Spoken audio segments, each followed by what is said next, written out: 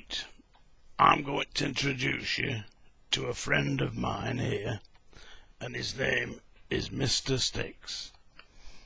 How do? Hello, Mr. Styx. Now, what do you want to tell us about? Tell us about Albert and the lion. Albert and the lion? Oh, I know. Go on then, don't sit there, you fat cat. Don't talk to me like that. But I will read it to you.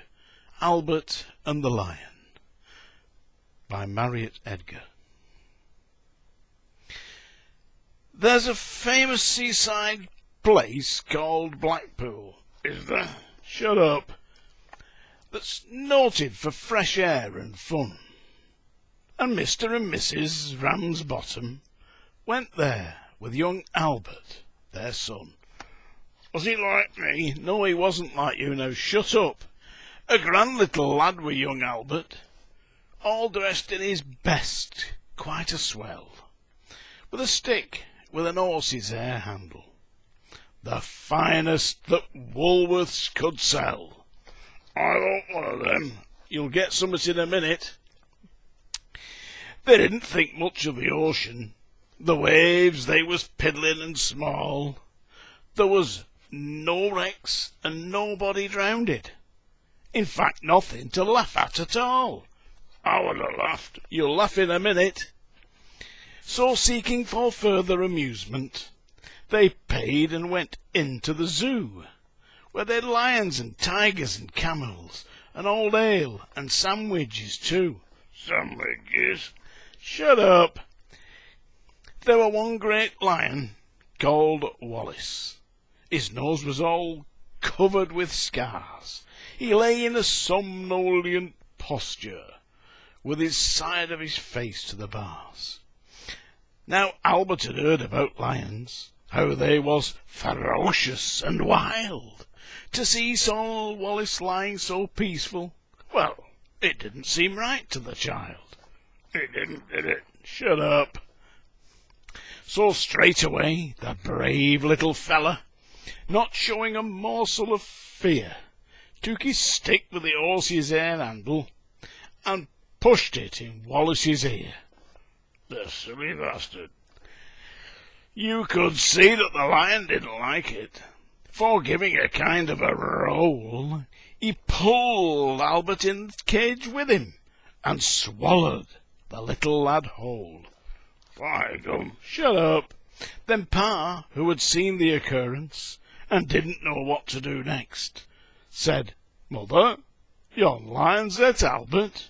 And Mother said, Well, I am vexed. How did you know that? Then Mr. and Mrs. Ramsbottom, quite rightly when all's said and done, complained to the animal keeper that the lion had eaten their son. What do you think about that, then?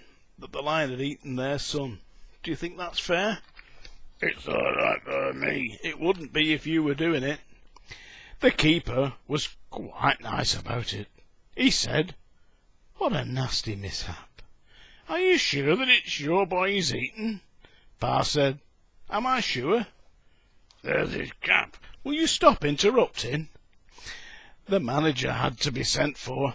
He came and said, What's to do? How do you know these lines? Pa said, Yon lion's at Albert, and him in his Sunday clothes too.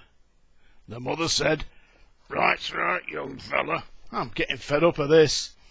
I think it's a shame and a sin for yon lion to go and eat Albert, and after we'd paid to come in. The manager wanted no trouble. He took out his purse right away, saying, How much to settle the matter? Pa said, What do you usually pay? But Mother had turned a bit awkward when she thought where Albert had gone. She said, No, someone's got to be summoned. So that was decided upon. They went off to see the police station in front of the magistrate's chap. They told him what happened to Albert and proved it by showing his cap. Did they? A cap like mine? Shut up! The magistrate gave his opinion that no one was really to blame, and he said that he hoped the Ramsbottoms would have further sons to their name.